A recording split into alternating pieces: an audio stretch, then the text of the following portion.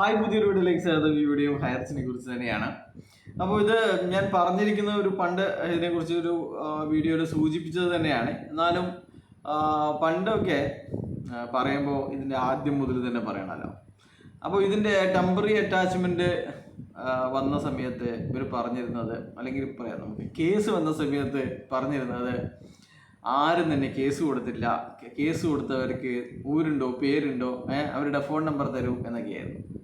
പിന്നെ permanent attachment വന്ന സമയത്ത് പറഞ്ഞു അതൊക്കെ ഫേക്ക് ന്യൂസ് ആണ്, അങ്ങനെ ഒരു സാധനവുമില്ല, നമുക്കിതാ കഴിഞ്ഞ ഞായറാഴ്ചയും കൂടി പൂളിംഗം വന്നതാണ്, അങ്ങനെ ഒരു പെർമനന്റ് ടെമ്പററി അറ്റാച്ച്മെന്റ് വന്നിട്ടില്ലായിരുന്നു. പിന്നെ അവിടുന്ന് പോകെ ടെമ്പററി അറ്റാച്ച്മെന്റ് കഴിഞ്ഞ് ഇവരുടെ എന്താണ് ശരിക്ക് ഇത് അനുഭവിക്കാൻ തുടങ്ങി. ഇവരുടെ അക്കൗണ്ടുകൾ ഡിസംബർ 7-ാം തീയതി അങ്ങ് ഫ്രീസ് ആവുകയാണ്. അപ്പോൾ അടുത്ത ദിവസം മുതൽ പൂളിംഗം വറ്റിപ്പോയി. പിന്നെയുള്ളത് EDയുടെ വരവാണ്. ED വന്ന് റെയ്ഡ് നടത്തി. ED വരുന്നത് കണ്ട് ഇവർ ജീവനും കൊണ്ട് ഓടി. പ്രതാപനും ശ്രീനിയും ഒക്കെ ജീവനും കൊണ്ട് ഓടി, ഉള്ളതും അവിടെ കളഞ്ഞിട്ട് ജീവനും കൊണ്ട് ഓടി. അപ്പോഴും ഇവർ പറഞ്ഞത് ഇതൊക്കെ വെറുതെയാണ്, ED വരുന്നുണ്ടെങ്കിൽ നമ്മളെ അറിയിക്കുമല്ലോ, അങ്ങനെ അറിയിക്കാതെ വന്നതുകൊണ്ടാണ് നമ്മൾ ഓടിയത് എന്നൊക്കെയാണ് ഇവർ പറഞ്ഞിരുന്നത്. പിന്നെ പറഞ്ഞിരുന്നത് റെയ്ഡ് നടത്തിയാൽ എന്താ കാര്യം, നമ്മളിപ്പോഴും ഓഫീസ് പ്രവർത്തിക്കുന്നുണ്ടല്ലോ. പിന്നെ ഓരോരാളും പോയിട്ട് ഓഫീസിന് മുമ്പ് നിന്ന് വീഡിയോ ചെയ്യലായി, അതിൻ്റെ അവിടെയുള്ള ആ ഒരു ചെറിയൊരു സൂപ്പർ മാർക്കറ്റിൽ നിന്ന് സാധനങ്ങൾ വാങ്ങിക്കലായി, അതിൻ്റെ ഉള്ളു കാണിക്കലായി, അങ്ങനെയുള്ള കലാപരിപാടികളായിരുന്നു. പിന്നെ അവിടെ നിന്ന് 1 മാസം കഴിഞ്ഞപ്പോൾ അതും പൂട്ടിപ്പോയി, ഓഫീസും പൂട്ടിച്ച്. അപ്പോൾ ഓഫീസ് പൂട്ടിയതിന് ശേഷം ഇവർ പറയുന്നത് നമ്മുടെ വെബ്സൈറ്റ് പൂട്ടിക്കാൻ പറ്റില്ലല്ലോ, വെബ്സൈറ്റ് ഇപ്പോഴും ഉണ്ടല്ലോ, അതുകൊണ്ട് നമ്മൾ ഒരിക്കലും വിശ്വസിക്കില്ല, ഒന്നും സംഭവിച്ചിട്ടില്ല. വെബ്സൈറ്റ് അത് പിന്നെ എന്താണ് നമ്മുടെ കണക്കെടുക്കാൻ വേണ്ടിയിട്ട്, സ്റ്റോക്ക് എടുക്കാൻ വേണ്ടിയിട്ട് ടെമ്പററി ആയിട്ട് നമ്മൾ തന്നെ പൂട്ടിയതാണ് എന്നൊക്കെയാണ് ഈ ഷട്ടർ താത്തേരും പറഞ്ഞത്. ഒരു 3 ദിവസം കൊണ്ട് നമ്മൾ ശരിയാകും. അപ്പോൾ അങ്ങനെ ആയി. കുറച്ച് കഴിഞ്ഞപ്പോൾ വെബ്സൈറ്റും പൂട്ടി. ഇപ്പോൾ പറയുന്നത് എന്താ, എന്തിനാണ് കേസ് കൊടുക്കുന്നത്, കേസ് കൊടുത്തവർക്ക് ആർക്കും പൈസ കിട്ടിയതെന്ന്. അപ്പോൾ എന്തായാലും കമ്പനി തിരിച്ചു വരും. അപ്പോൾ ഈ കേസ് കൊടുക്കുന്നവർക്ക് ഒന്നും പൈസ കിട്ടൂല, കേസ് കൊടുക്കാത്തവർക്കൊക്കെ പൂളിംഗം കിട്ടും. ചില ആൾക്കാരുടെയൊക്കെ ചോദ്യം കേട്ട് കഴിഞ്ഞാൽ കുറച്ച് കടന്ന ചോദ്യമാണ് ചില ആൾക്കാരൊക്കെ ചോദിക്കുന്നത്. ഈ പൂട്ടിയിട്ട സമയത്തെ കൂടി പൂളിംഗ് കിട്ടുമോ എന്നൊക്കെ ചില ആൾ ചോദിക്കുന്നുണ്ട്. അപ്പോൾ അതൊക്കെ ശരിക്കും പറഞ്ഞു കഴിഞ്ഞാൽ നിവൃത്തിയോട് കൊണ്ടാണ്. ഇത്രയും കാലം ലോൺ എടുത്തിട്ട് സഹകരണ ബാങ്കിൽ നിന്നും ഒക്കെ ലോൺ എടുത്തിട്ടാണ് ഈ പ്രതാപൻ്റെ കയ്യിൽ കൊടുത്തിരിക്കുന്നത്. അപ്പോൾ അതിന് പിന്നെ ഡ്യൂ ആയി, തിരിച്ചടവ് മുടങ്ങി ഒക്കെ കിടക്കുന്നതാണ്. അപ്പോൾ അവർ എന്തായാലും അവർക്കുള്ളൊരു പ്രതീക്ഷ, ഇവർ ഇപ്പോൾ പിന്നെ ബിസിനസ്സൊക്കെ ഉണ്ടല്ലോ, സൂപ്പർ മാർക്കറ്റുകളൊന്നും പൂട്ടിയിട്ടില്ല. അപ്പോൾ എന്തായാലും സൂപ്പർ മാർക്കറ്റുകളുടെ വരുമാനമൊക്കെ ഇങ്ങനെ കുന്നുകൂടിയിട്ടുണ്ടാവും. അത് ഇവരുടെ അക്കൗണ്ടിലേക്ക് ഇടാനുള്ള ഒരു ബുദ്ധിമുട്ട് കൊണ്ട് മാത്രമാണ് നമുക്ക് കിട്ടാത്തത്. അപ്പോൾ അവിടെയൊക്കെ പിന്നെ സൂപ്പർ മാർക്കറ്റുകളുടെ വരുമാനം ഇനിയിപ്പം എന്താ ചെയ്യാം അല്ലേ, അവിടെയൊക്കെ വരുമാനം കൂടിയിട്ട് അവിടെയും കൂടി ED കയറുമെന്ന് പറയാൻ പറ്റില്ല. വരുമാനം കൂടി കഴിഞ്ഞാൽ ED കയറുമല്ലോ. അപ്പോൾ പറഞ്ഞു വരുന്നത് ഇവരുടെ ഈ ചോദ്യത്തിനുള്ള മറുപടിയാണ്. ആർക്കെങ്കിലും പൈസ കിട്ടിയോ, പൈസ കിട്ടണമെങ്കിൽ കേസ് കഴിയണ്ടേ എന്നുള്ളത്. അപ്പോൾ നമുക്ക് EDയുടെ കേസ്, ഈ വീഡിയോയിൽ EDയുടെ കേസ് എടുക്കാം.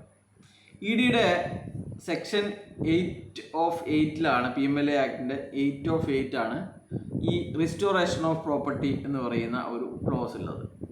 അപ്പോൾ അത് പ്രകാരം ഈ ഒരു തട്ടിപ്പ് കാരണം ആർക്കെങ്കിലും പൈസ നഷ്ടപ്പെട്ടിട്ടുണ്ടെങ്കിൽ അവർക്ക് ഇതിൽ നിന്ന് നഷ്ടം നികത്താനുള്ള ഒരു ക്ലോസാണ് ഈ 8-ാമത്തെ സെക്ഷൻ PMLA ആക്ടിൽ.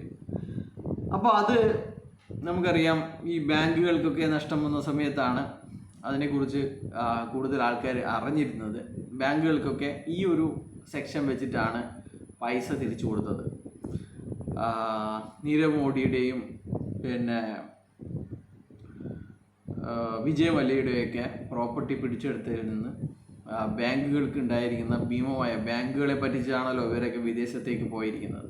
അപ്പോൾ അവർക്കുണ്ടായിരിക്കുന്ന ഭീമമായ നഷ്ടം നികത്തിയത് ഈ ഒരു സെക്ഷൻ 8 പ്രകാരം ബാങ്കുകളുടെ കൺസോർഷ്യത്തിന് പൈസ തിരിച്ചു കൊടുത്തുകൊണ്ടാണ്. ഈ കഴിഞ്ഞ ദിവസം കൂടി ഒരു പത്രത്തിൽ അതിനെക്കുറിച്ചൊരു വാർത്തയുണ്ടായിരുന്നു. അവരുടെ എല്ലാ പൈസയും കിട്ടിയെന്നാണ്.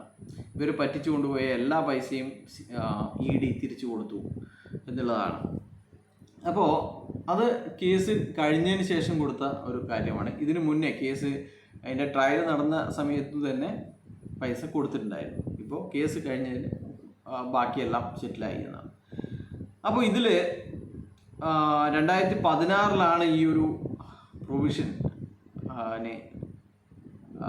വന്നിരിക്കുന്നത്. അപ്പോൾ 2019 അതിനൊരു അമെൻമെൻറ്റ് കൂടി വന്നിട്ടുണ്ട്. ഇങ്ങനെയാകുമ്പോൾ ഒരുപാട് കാലം കാത്തിരിക്കേണ്ടി വരും. അതുകൊണ്ട് തന്നെ ഇവരുടെ ലോൺ എടുത്തവർക്കൊക്കെ വളരെ വലിയ ഭീമമായ നഷ്ടമായിരിക്കും അതുകൊണ്ട് ഉണ്ടാവുക. ലോൺ എടുത്തവരൊക്കെ ഡബിള് പൈസ തിരിച്ചടക്കേണ്ടി വരും. അപ്പോൾ അതിനുള്ള ഒരു പരിഹാരമാണ് ഈ ട്രയൽ നടക്കുന്ന സമയത്ത് തന്നെ തിരിച്ചു കൊടുക്കേണ്ട പ്രൊവിഷൻ. ആ ഒരു റൂള് അമെൻഡ് ചെയ്തിരിക്കുന്നത് ജനുവരി 11, 2019 അപ്പോൾ ജനുവരി 11,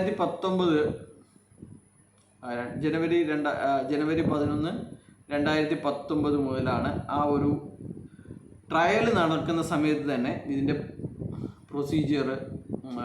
അതിൻ്റെ പ്രൊസീജിയറും കാര്യങ്ങളൊക്കെ ഉണ്ട്.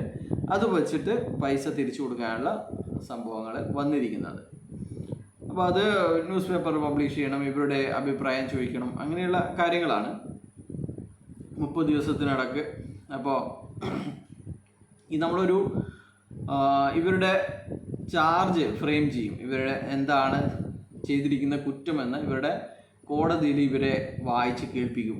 ഓരോരാളും ചെയ്തിരിക്കുന്ന കുറ്റം ഇതാണ് എന്ന് പറഞ്ഞിട്ട്. അതിനുശേഷമാണ് ട്രയൽ നടക്കുക. അപ്പോൾ ഈ ചാർജ് വായിച്ച് കേൾപ്പിച്ചതിന് ശേഷമാണ് ഈ ക്ലെയിം പെറ്റീഷൻ കൊടുക്കുക. നമുക്കും ഇതിൽ നിന്ന് നഷ്ടം സംഭവിച്ചിട്ടുണ്ട്, ആ പൈസ തിരിച്ചു തരണം എന്ന് പറഞ്ഞിട്ടുള്ള ക്ലെയിം പെറ്റീഷൻ എന്നാണ് പറയുക. അപ്പോൾ after framing the charge under section 4 of PMLA act, അത് കഴിഞ്ഞ് കഴിഞ്ഞാൽ നമുക്ക് ക്ലെയിം പെറ്റീഷൻ കൊടുക്കാൻ സാധിക്കും. 30 ദിവസത്തിനകം അതിന് മറുപടി, ആർക്കെങ്കിലും പരാതി ഉണ്ടെങ്കിൽ, ഒബ്ജക്ഷൻ ഉണ്ടെങ്കിൽ അത് കേൾക്കും. അതിനുശേഷം ഈ പിടിച്ചെടുത്തിരിക്കുന്ന പണത്തിൽ നിന്ന് അവർക്ക് പണം കൊടുക്കും. അപ്പോൾ ഒരു 1-2 മാസത്തിനിടയ്ക്ക് അത് എന്തായാലും സംഭവിക്കും. അന്നേരം ഇവർക്ക് ആർക്കെങ്കിലും പൈസ കിട്ടിയിട്ടുണ്ടോ എന്നുള്ള ചോദ്യം ചോദിക്കാൻ ഇവനെ പോലെയുള്ളവർ ഉണ്ടാവില്ല എന്നാണ് പറഞ്ഞു വരുന്നത്. അപ്പോൾ എന്തായാലും ഇത് പറഞ്ഞിരിക്കുന്നത് PMLA ആക്ടിൽ പൈസ എപ്പോഴാണ് തിരിച്ചു കിട്ടുക, ആർക്കെങ്കിലും പൈസ കിട്ടിയോ, ഇവർക്ക് മാത്രമാണ് പൈസ കിട്ടുക. കേസുമായിട്ട് മുന്നോട്ട് പോയിരിക്കുന്ന FIR ഉള്ള അതിൽ റിപ്പോർട്ട് സമർപ്പിച്ച ആൾക്കാർക്കാണ് പണം കിട്ടുക. അപ്പോൾ ഇതാണ് ഇവരൊക്കെ പറഞ്ഞിരിക്കുന്നത്. വെറും അറിവില്ലായ്മ കൊണ്ട് പറയുന്നതായിരിക്കും, പക്ഷേങ്കിൽ നമ്മുടെ ബാധ്യതയാണ് ഇത് ഇങ്ങനെയൊക്കെ നിയമത്തിലുണ്ട് എന്നും ഇവരെ പറഞ്ഞ് മനസ്സിലാക്കിപ്പിക്കുന്നത്. അപ്പോൾ ബൈ.